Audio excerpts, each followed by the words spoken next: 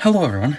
Today we got ourselves a Dell laptop, or if you remember, this is the Dell laptop from the cheapest laptop from eBay. I thought, well, what if I try to upgrade this thing and kind of deck it out? So that's what I set off to do. Now, is that what we're going to be doing today? Maybe. Things have not went so great, but hopefully we'll have ourselves a working laptop out of this. So first thing I forgot to mention in the last video when I was messing with this, so that a few of the keys on the keyboard didn't work. So I already pre-removed our keyboard. And they kind of worked, but it was just really flaky, so then I took apart the keyboard, and that didn't make it much better, and then I kept taking keys off, and now, don't be like me. Just if you have a broken laptop keyboard, get a different one unless it's something special you can easily fix. So I got replacement parts. Now this laptop was missing a battery, so I got a new battery for this. And I charged it, and I get about 2 hours of capacity with this laptop using it. If I'm using power saving mode and all of that in Windows 11, which is pretty impressive for something this old. And then we got ourselves a new CPU. We got ourselves an i7 620M, which is quite a bit faster. It's higher frequency, and it's got, the one pain in the butt part here is we got ourselves RAM, and I've tried to upgrade the RAM in this, and I've only been able to get one stick that works. I've bought 3 kits of RAM. These are 2 kits that don't work in it, and then the one kit that worked, one stick was just completely bad and the other stick worked. That's because this is PC3 L RAM and needs PC3 regular RAM. This is like the low voltage version, and I was only able to get the one 4 gig stick to work, so I just said whatever and left out the 4 gigabytes of RAM. And for the best piece of all, here's the new keyboard. Now at this angle it doesn't look too bad. This is what happens when you pack it without any sort of cardboard backing and in like a Walmart bag. I hope it works.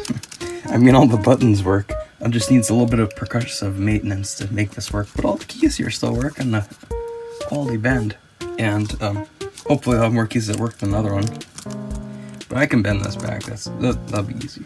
Hopefully. I hope this works. So with our upgrade parts here, let's upgrade this laptop. So first things first, let's take it apart. So we got the back off here. And we got our CPU here, which I'm going to change out on here. But I'm going to remove the one in here and then drop this one in and then clean it, because I don't want to bend the pins, because that would be very much a bummer if I bent the pins. So we remove the heatsink.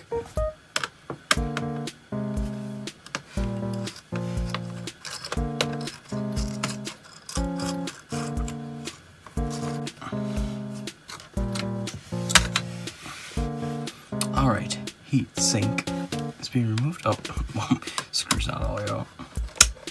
Got the heat sink removed here. And we got ourselves our chip that's still freshly pasted from the last video. Alright, let's clean this thing up. Alright, so heatsink is cleaned up enough. So with this guy, you just take your little flathead here, and then twist it, and it unlocks. And this one has like a little sticker on it, so that should be a little bit handy to pull it out. Our i3 330M. If this CPU works, I wonder what I should do with this one, because I don't know, not a lot of interest in a bottom tier chip from 2010. I mean, there's worse. You could go with a Celeron or a Pentium from then, but just hope this one works. These sockets kind of suck. Yep, it's in there. And then you put your little screwdriver in here, and then it twists it back in. And now it's locked in. So you take your little clean cube bud. There we go.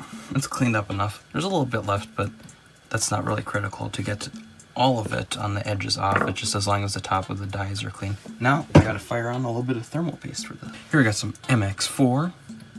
It's nothing particularly fancy. This is gonna be directly to the die here. You just want to make sure that it'll all get covered.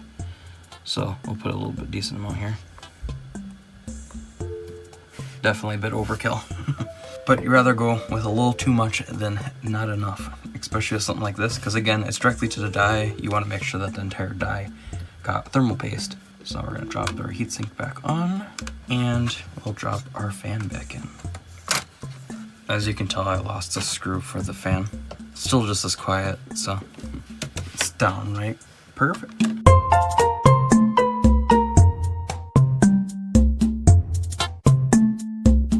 And there we go. Hopefully this CPU works. I pray that it works because I don't want to have the same issue with the RAM. So let's install our bottom cover here. Still don't have a screw for there, and didn't have one when I got it, so that means it's not needed.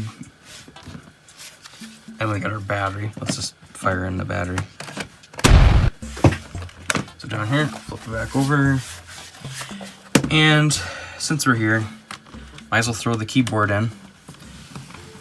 So for something like this on this, it's nice and simple. Right here, there's this little thing you gotta pop out. Now, again, our keyboard needs some percussive maintenance here. So, feel the pain on camera. The keyboard, that didn't come out much better. There we go, that's a bit better. Body lines are about as straight as the ones on my truck. So, that should be a bit better. And all the keys press and don't like stick at all, so hopefully that should be fine. So let's twist this around and then pop it in. Luckily there's little clips that hold it in somewhere here. And I happen to have one screw because I lost the other one. As you can see, this is a trend, but that must mean I upgraded this thing or somewhat. No, wait, don't tell me. Oh, this is the wrong screw. Alright, I think I found the right screw. I found just one. Something like this, I recommend using the right size, but this is good enough for this. There we go. Keyboard is installed. Perfectly installed. Honestly, couldn't even tell that the keyboard was unbent. Alright, so we're gonna pop these in here. Should be one right here. Yep. A bunch of fun little pops, crackles. And now we should have ourselves a working laptop. This video has been delayed quite a bit because of that RAM. And I'm not even going to bother showing it because I spent too much time trying to figure out why this RAM didn't work. It's because it's the specialty or whatever. Now the battery should be charged up. Yeah, the little light comes on.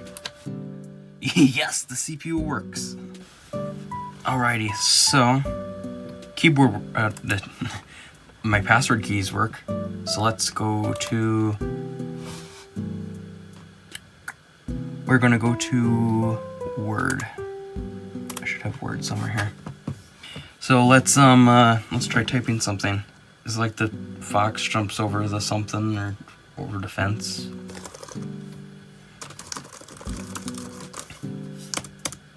Tab works, caps lock works, shift works, control works.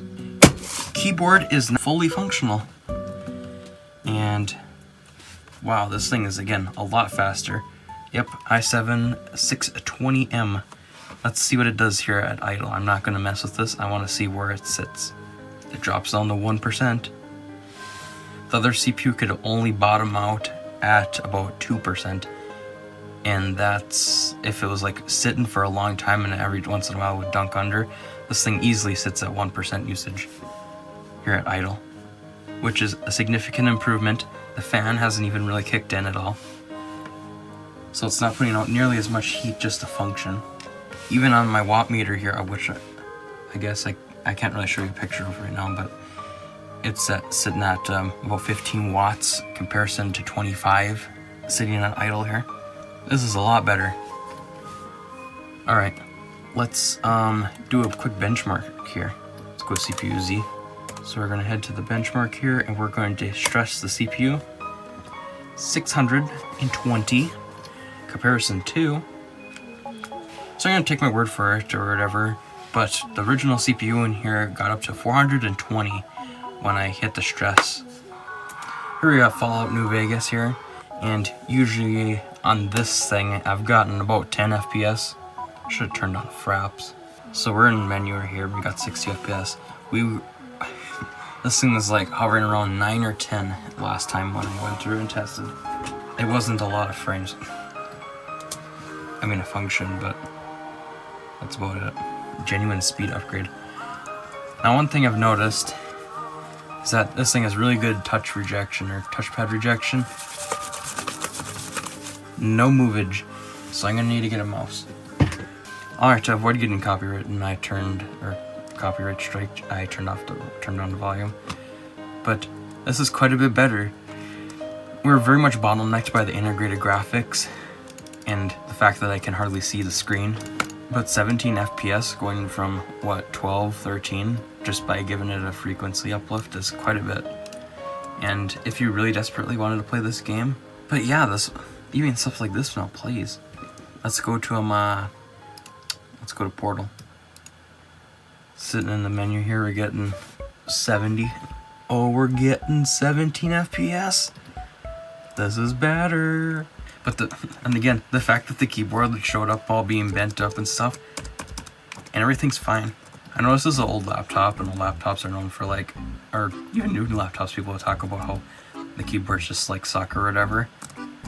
I don't know, there's not a lot of flex in this keyboard. When I push the F down and really pushing it, only then the keyboard begins to flex a little bit. And we's a gaming right now. Wait a moment, I forgot, we're in power saving mode. Alright, we're now in least power efficiency or whatever, and we're getting, look at this, 30 FPS looking at the wall here. I think we're kind of running out of RAM. I think that's our main issue too, is the fact, besides for the graphics part, is that when you're playing with this much RAM, it's not a good experience.